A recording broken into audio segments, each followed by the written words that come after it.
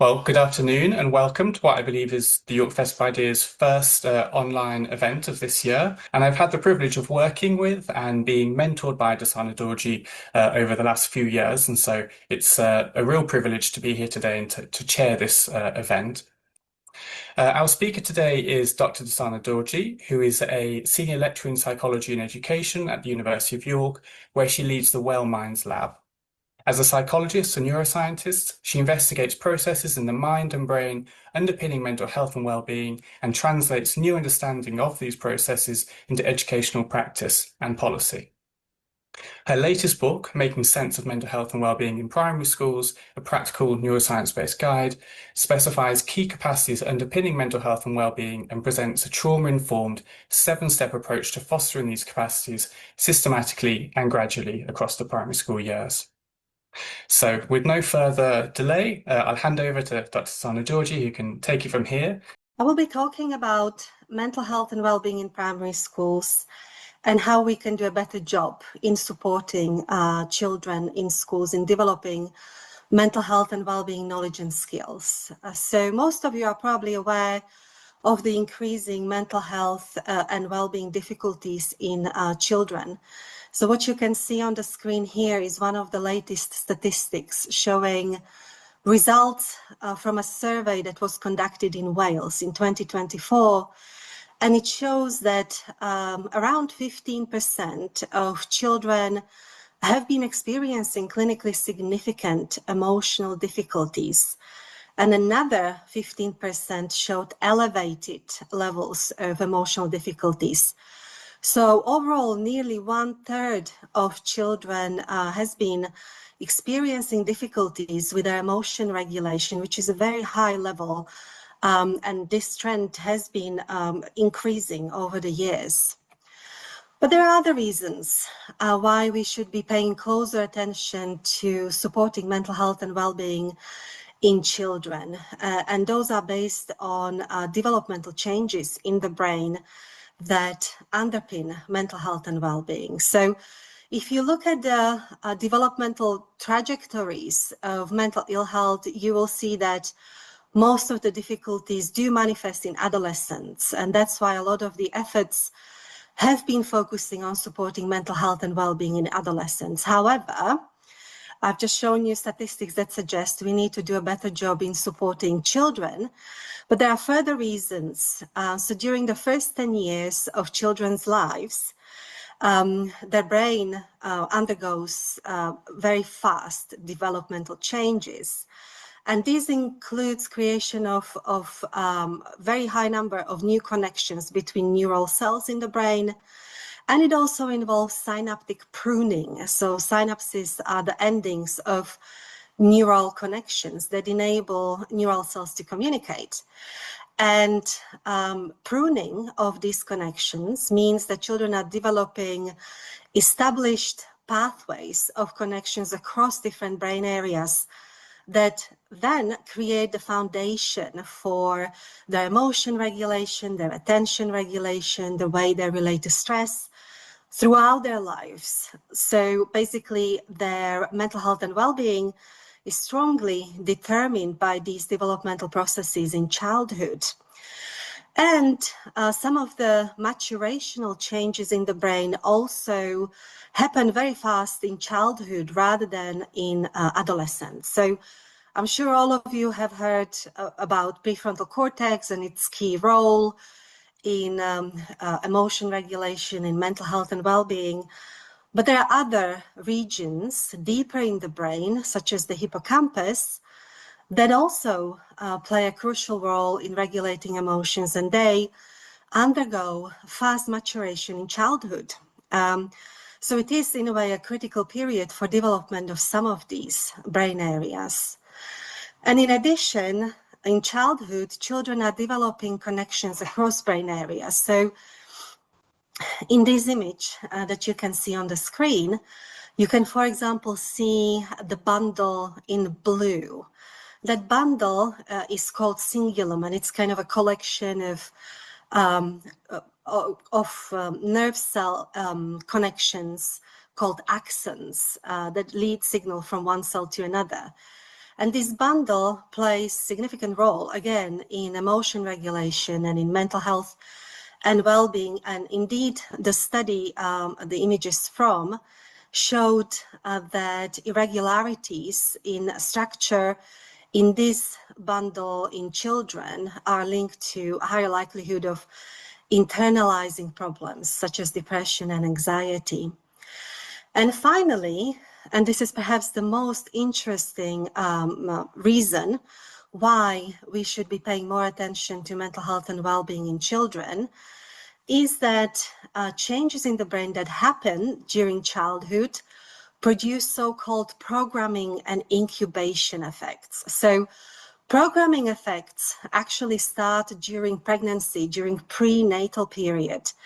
And these changes predispose children to their reactivity to stress, to how they will be automatically responding to threat once they are born. So they basically impact the trajectories of stress response across the lifespan. And then there are further programming changes. For example, many of you are probably familiar with the concept of attachment, and there are changes in the brain that go together with different attachment styles, and these are formed mostly during the first few years of children's lives, and then impact basically their relational well-being throughout their life.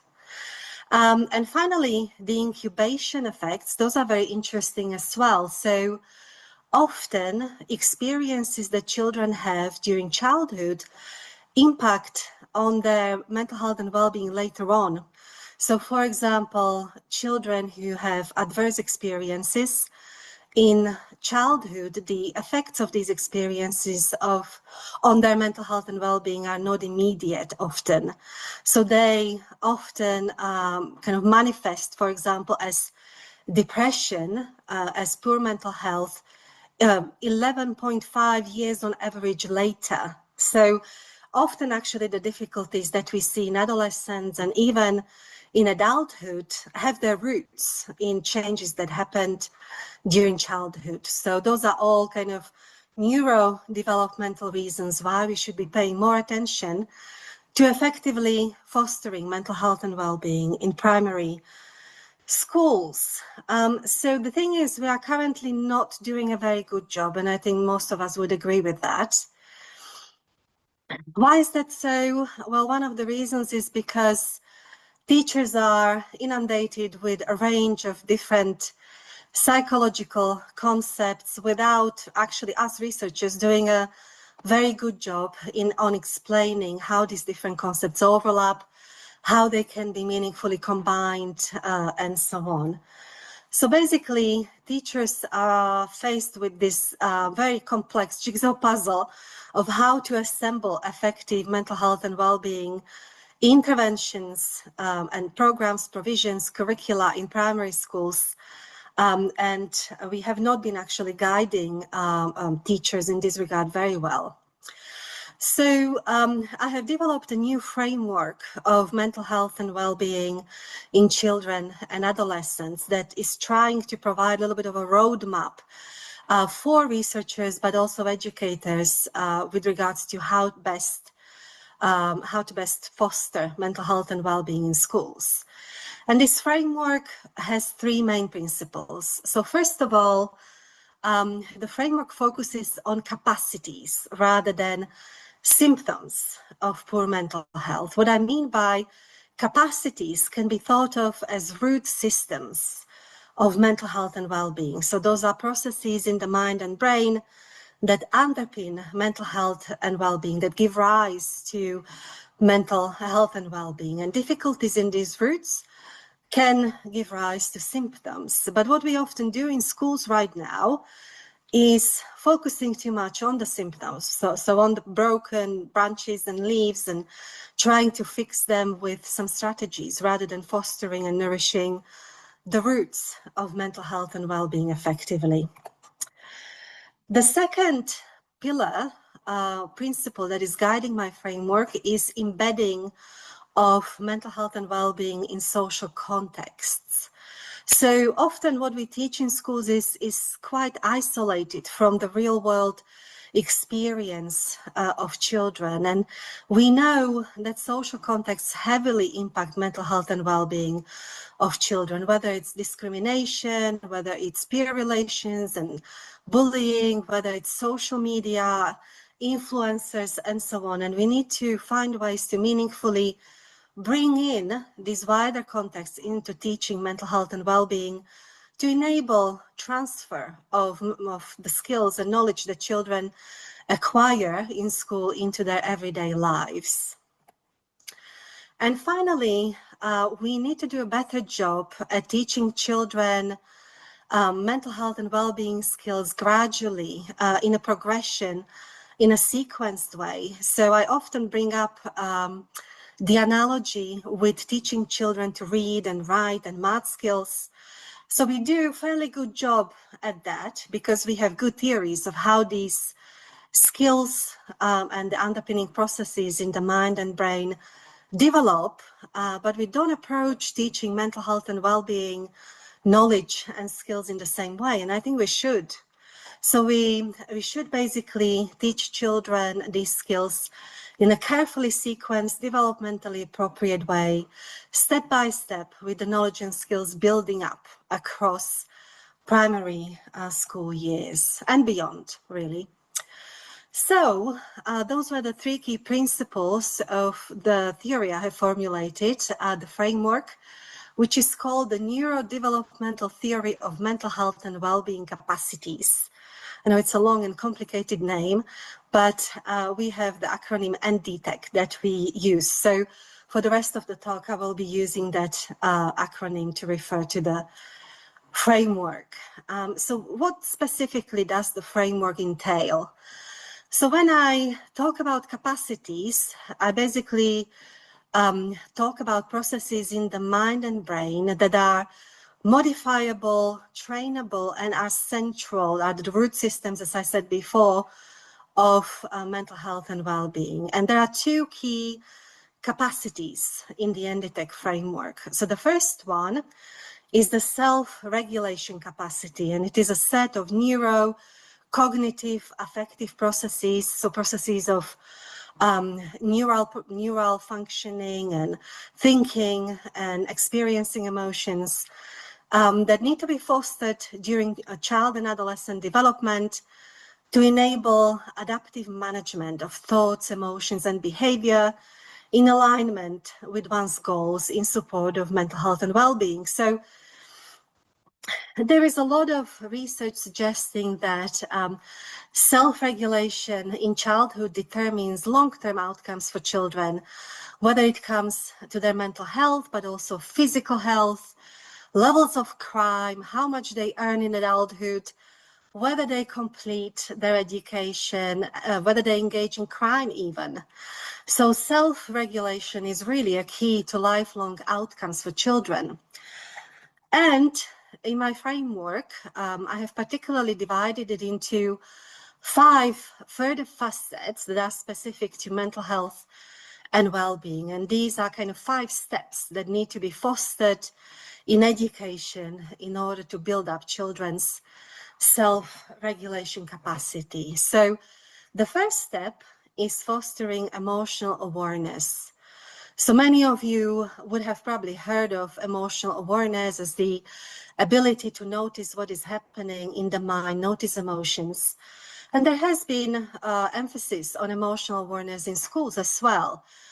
But what is often not mentioned is that emotional awareness needs to be kind, gentle, non-judgmental. Otherwise, it can actually worsen mental health. So let's say those who suffer from anxiety and often depression as well, they're acutely aware of what is happening in their mind, but it can actually undermine their mental health. So for this reason, emotional awareness needs to be fostered in a particular way. And it also needs to be coupled with particular strategies to start with. So a simplest emotion regulation strategy that can be coupled with emotional awareness is naming emotions. So we call it in research affect labeling. So simply naming your emotion in the moment, research shows, can decrease the intensity of the emotion. And sometimes that effect is immediate, sometimes it's actually longer. It lasts longer, up to 8 days. And there is research showing that just applying this simple emotion regulation strategy can improve well-being and mental health. And it's simple, so it can be applied by children relatively readily. The second step, building on emotional awareness, is about managing distractions. And I'm sure all of you know why, because we are subject to so many distractions in everyday life, particularly online, of course.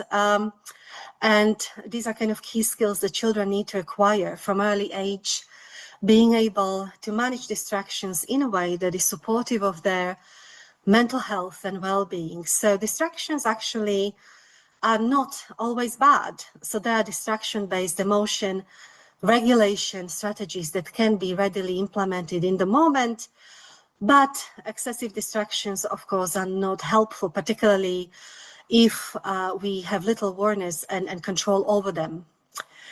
Then the next step is working with habitual thoughts and emotions. So we all develop certain habits, repetitive ways of responding to our emotions and of thinking of how we interpret events that happen to us.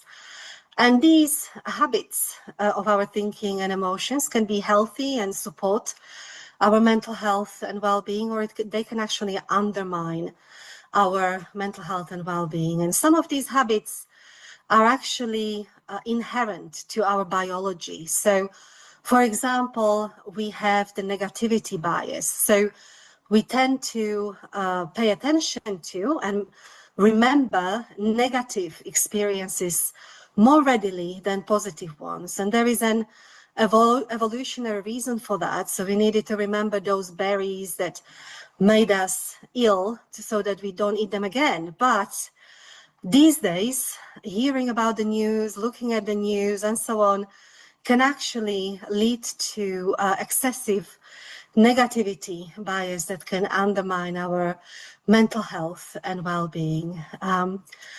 And then children need to learn how to manage their reactivity. So this is something that often is emphasized in schools as a means to better behavior of children. But I believe that children actually need to go through development of the skills in the previous steps to be able to effectively engage with reactivity, because reactivity involves stronger emotions and they need these previous grounding skills to be able to do so effectively. So these would be strategies such as paced breathing or progressive muscle relaxation. And then finally, children can start working with strategies that can reduce their rumination and worry. So here they focus on their thinking patterns more readily and apply strategies such as reappraisal, so changing the way of thinking. And these require more involvement of the prefrontal cortex. So developmentally, they would be happening a little bit later in the later primary years, but they can be applied with adult support earlier. Now, each of these different steps of learning in the self-regulation capacity is linked to different brain networks. And don't worry, I'm not going to go into details here. I know this figure looks very complex, but I'm going to walk you through it very briefly. So I'm looking at large-scale brain networks in the framework rather than individual areas. And the reason for that is that basically nothing in the brain is happening just in one brain area. And particularly when we talk about regulation of attention and emotions, it's a complex process that involves complex interactions across brain areas and across different brain networks. So, for example, the ability to pay attention, notice our emotions, so emotional awareness, is linked to the salience network, which is depicted here in blue in the upper part of the figure. Then the ability to manage our attention, like for example, when we are managing distractions, is linked to the activity in the executive attention network, which is depicted in green in this figure. And then when we think about habitual thoughts and emotions, some of the good habits that we can acquire activate the reward network. So this is when we, for example, learn to savor positive experiences. So that's the network that is depicted towards the bottom of the figure in orange. And then reactivity is underpinned by the stress response, which is activated in terms of the HPA axis. So it's hypothalamic pituitary adrenal axis. Sorry, it's a very complex name. But this axis involves areas in the brain and also the adrenal glands that produce stress hormones. And these activity in these areas, release of hormones in the stress response, all interact with the activity in the other networks. And then finally, in red, we have here the default mode network. So this is a brain network that is active when we daydream, when we ruminate, and when we are worried. So, and the other two networks in the same figure, the salience network and the executive network, can modulate activity in the default mode network. So salience network acts as a switch between the ruminative default mode network and the attention, emotion regulation control that involves the executive attention network. Okay. But self-regulation on its own, I believe, is not enough, and we don't talk about it sufficiently, I think. So there is a whole combination of further concepts that I have included under the label of the self-world capacity that also need to be fostered. So these are linked to relational well-being. So these are neurocognitive affective processes that need to be fostered to enable development of a connected, flexible, ethically grounded and purposeful sense of self in children in support of their mental health and well-being. And this entails, again, 5 distinct steps. So the first step is to recognize the shared humanity of our experiences. So often when we are in a state of emotional distress, when we are experiencing mental health difficulties, we feel isolated in our experience, and recognizing that these experiences are part of the shared humanity, part of the human experience, is one of the ways actually to overcome that isolated feeling, and it has been linked to better mental health and well-being. And in terms of fostering this in the classroom, this can be an exploration of what it means to be a good friend to someone who might be experiencing mental health difficulties, and also how to be a good friend to ourselves when we are experiencing difficulties, when we are not feeling so well. And then building on this facet is the facet of connection. So these are relationships, and building healthy relationships with peers, with family, in school, and so on, but also beyond that. So connections with nature, with community, with spirituality, with the animal world, and so on. All these connections can actually support children's mental health and well-being. Next is agency. So often children and young people feel like they can't change what is happening in the world. They can't change the future.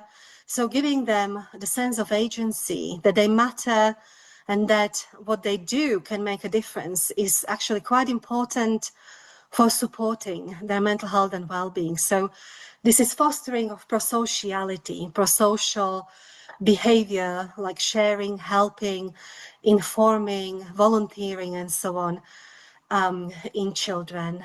Then the next facet focuses on fostering meaning and purpose in life. And you may think that this is something for adults to think about, but research shows that even children in primary schools have already built up a sense of meaning in life, and those who have stronger sense of meaning in life, they have better mental health and well-being. So there are good reasons to foster meaning and purpose in life as soon as in primary school years. And finally, all these facets build up into the facet of flexible self.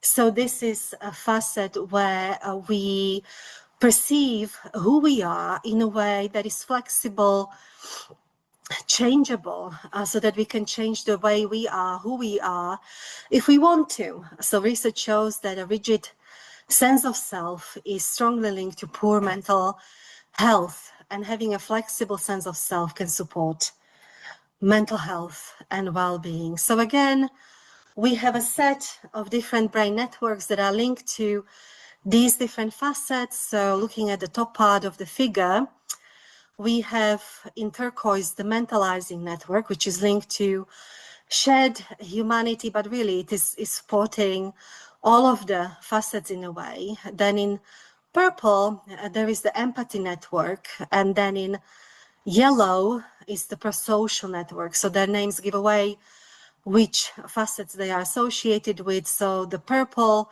empathy network is linked to the connections, and the prosocial network is linked to the facet of agency.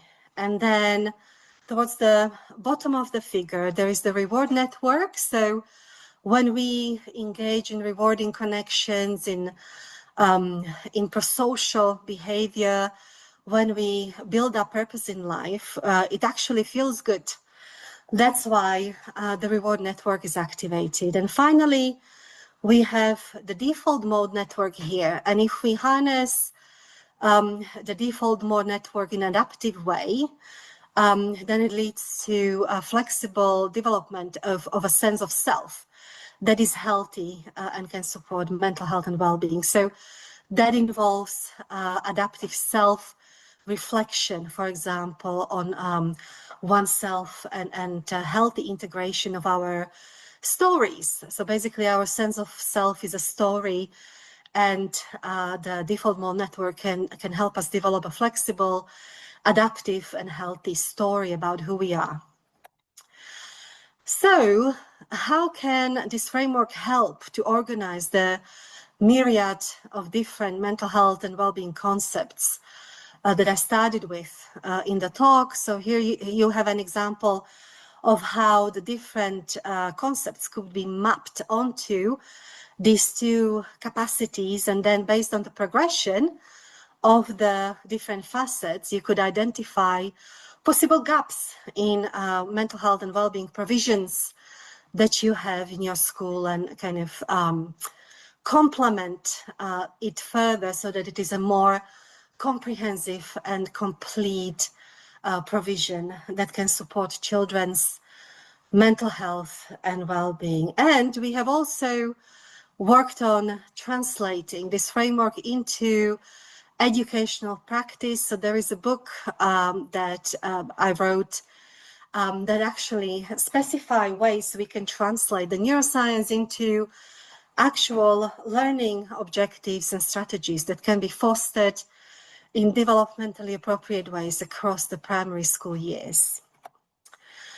And in the book, I have organized the different building blocks of the capacities into what I call the attend pyramid. So the first tier of the attend pyramid, that's the ATT in the attend, is about guiding attention. So that's the foundation for any other mental health and well-being skills. And this involves the building blocks of emotional awareness and managing distractions. And then building on that, there is the second tier of managing emotions. So that's the E in the attend, and that is linked to the building blocks of managing reactivity, habitual thoughts and emotions and managing rumination and worry.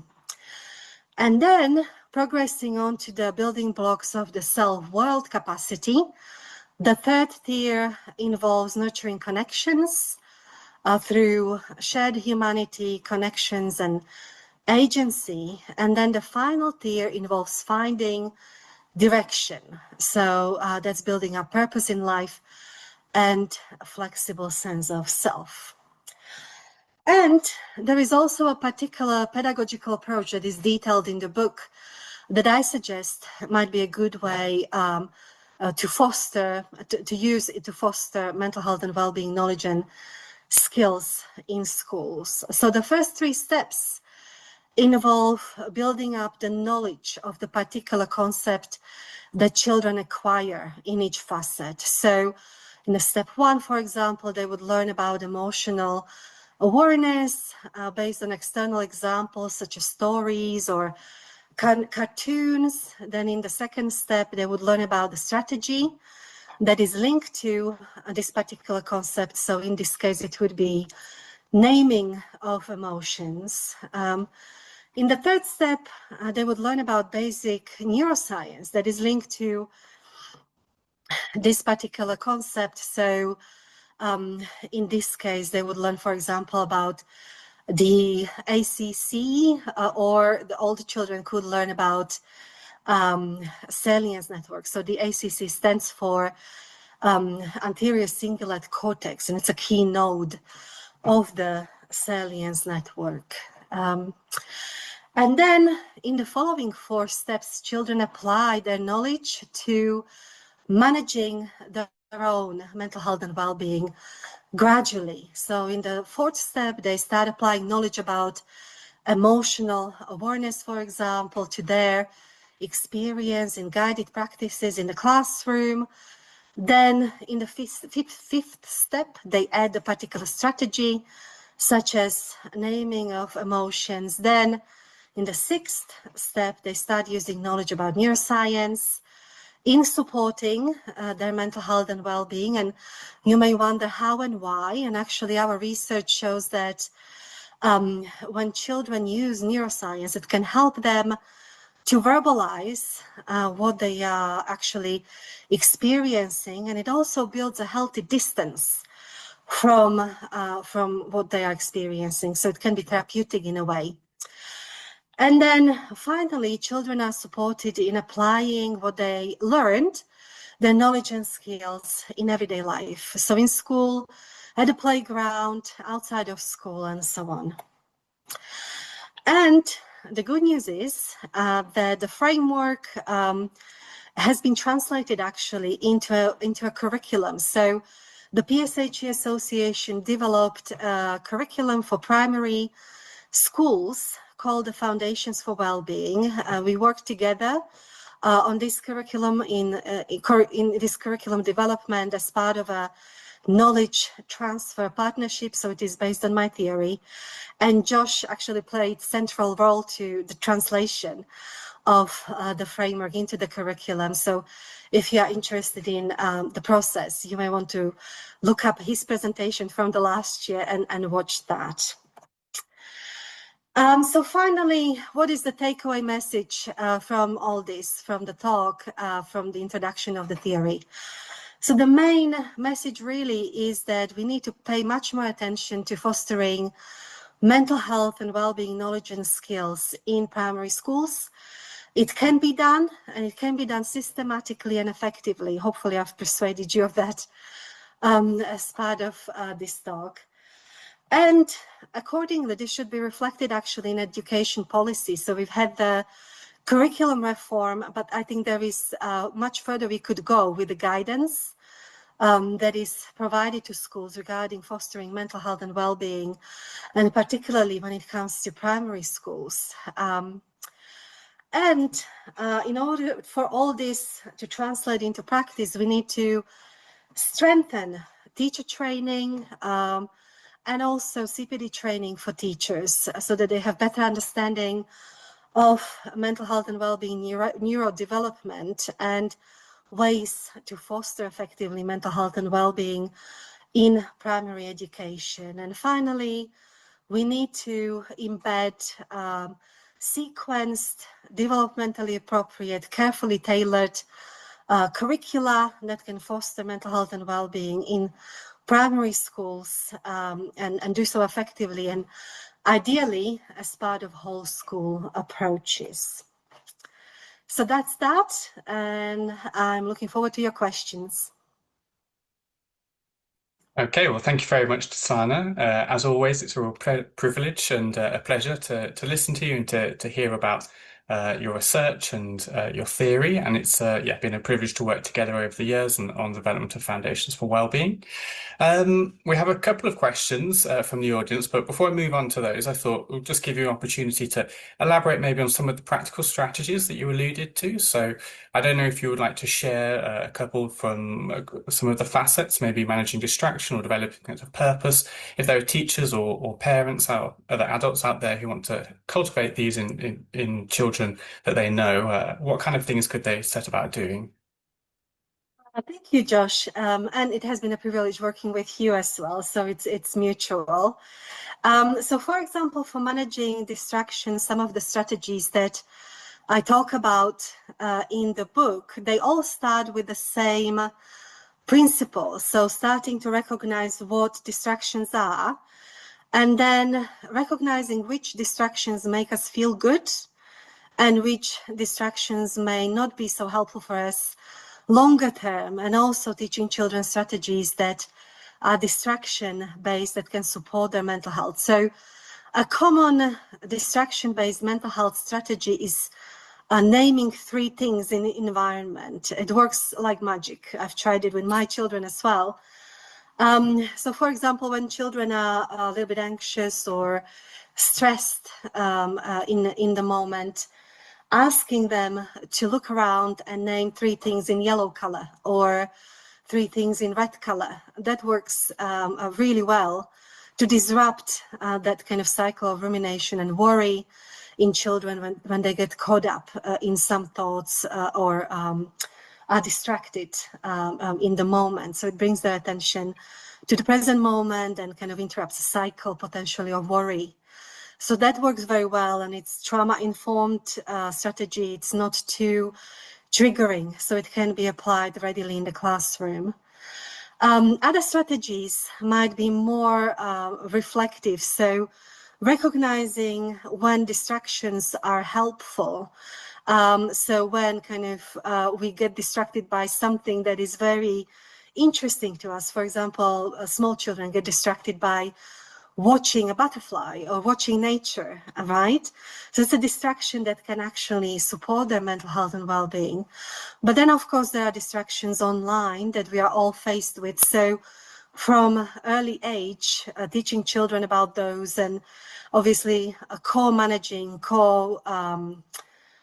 regulating with them the time, how long they are on social media, and recognizing also which distractions are helpful for them and which not much so. So let's say self-paced, very fast stimuli for children can tire them out and overstimulate them very readily. And learning to recognize this early on can help them manage their attention and recognize when they had enough and they need to switch to something that is much more slow-paced and so on. So that is an example of that. And then with the purpose in life, for example, in that facet, children can build on noticing what their strengths are. So we often, in education, we push them to do more, to do better, and so on. But we often don't spend enough time recognizing what their strengths are. And these strengths may not necessarily be related to their academics. Maybe they're caring, maybe they are helpful, maybe they are attentive and notice things that others don't. So helping them recognize these strengths, and also they can support each other in recognizing their strengths. They can work in groups or pairs where they can recognize what they value about each other, what they think the strength is that they recognize in each other can be a good practice, and then they can build on in thinking how they can use their strengths in developing goals in life that they want to strive towards. And those can be goals in terms of their career, but it can be also goals with regards to who they want to be, whether they want to be more patient or kinder or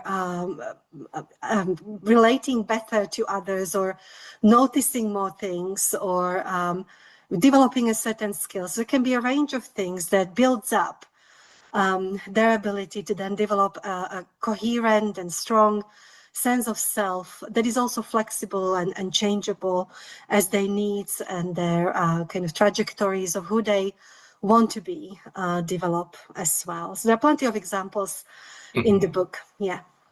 Yeah, thank you. I mean, I think those are really useful. And I think they also give a really good insight into how foundational these skills are. So when we're talking about things like distraction, there's a lot of conversation at the moment about social media and its potential harms and so on. But if you can build these skills early on in life, then by the time young people are growing up to use social media, hopefully they're in a better position to do so, and equally with developing a sense of meaning and purpose.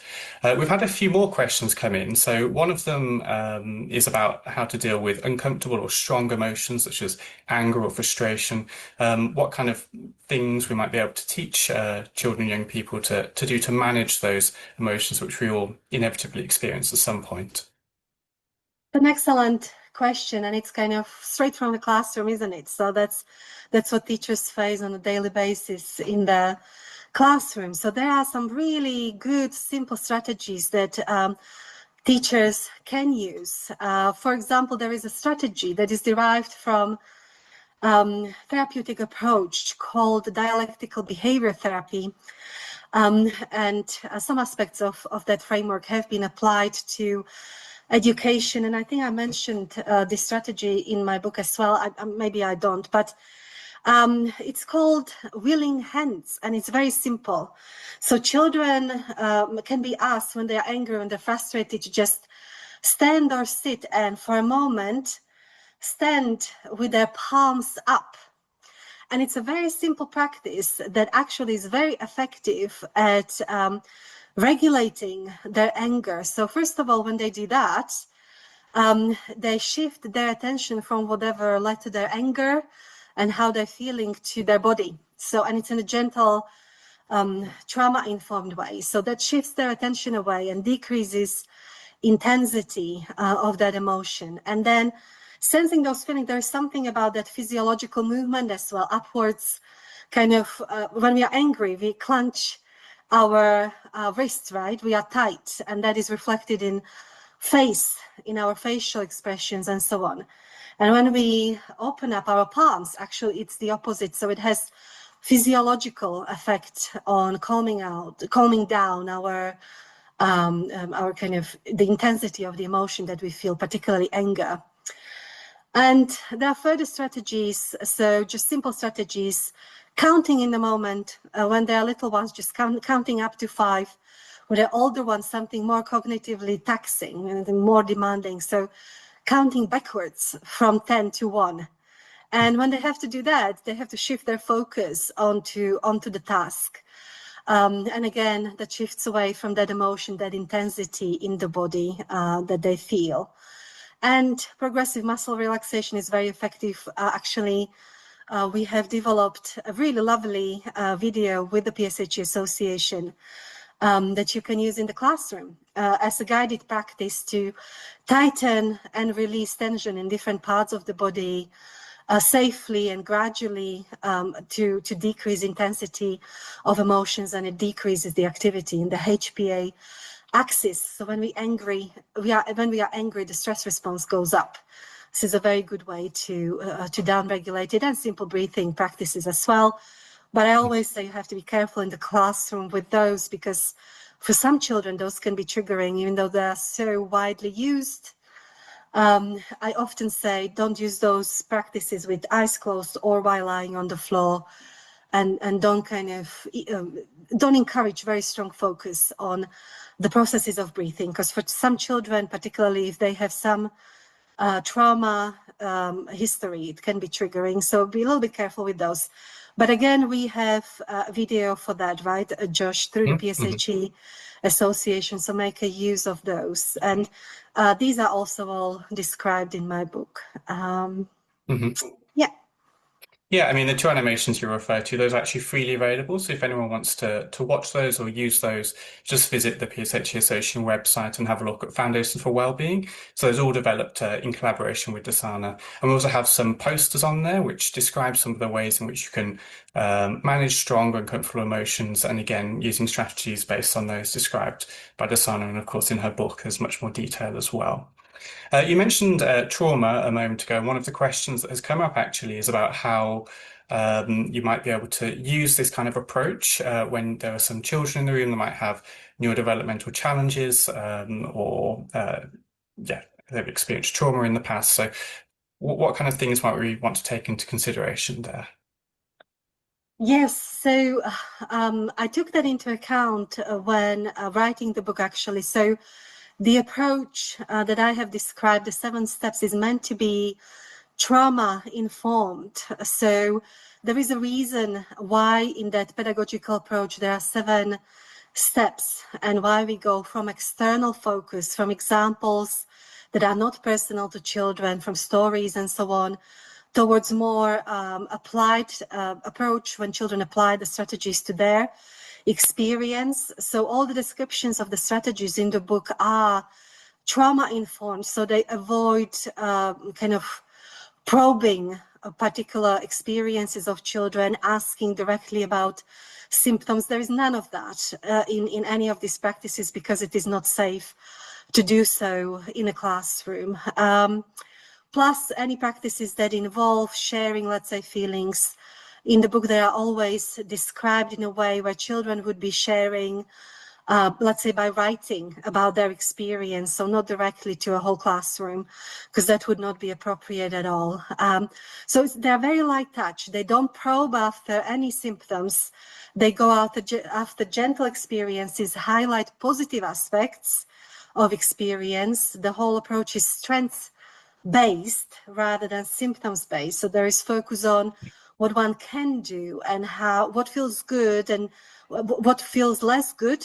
The children are discouraged from using that. So there is a whole repertoire of different strategies, and for each facet, children are encouraged to experiment and to recognize for themselves what makes them feel better, what may not work for them that much, and they are not forced to do any of the strategies on their own without anchoring. So from the beginning, as there is a progression of these facets, there are basically built-in safeguards. So there is a reason why with emotional awareness, we also cultivate naming of emotions, because that provides anchoring of experience for children, so they know what to do. So we not only encourage them to notice what is happening, but if they notice something that they may not like, we offering them immediately a way to manage it, right?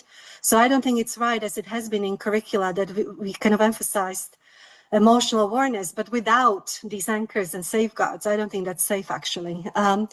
So across this framework, there are safeguards and built-in strategies children can fall back onto to ground themselves, decreasing the likelihood that any of this would be triggering to them.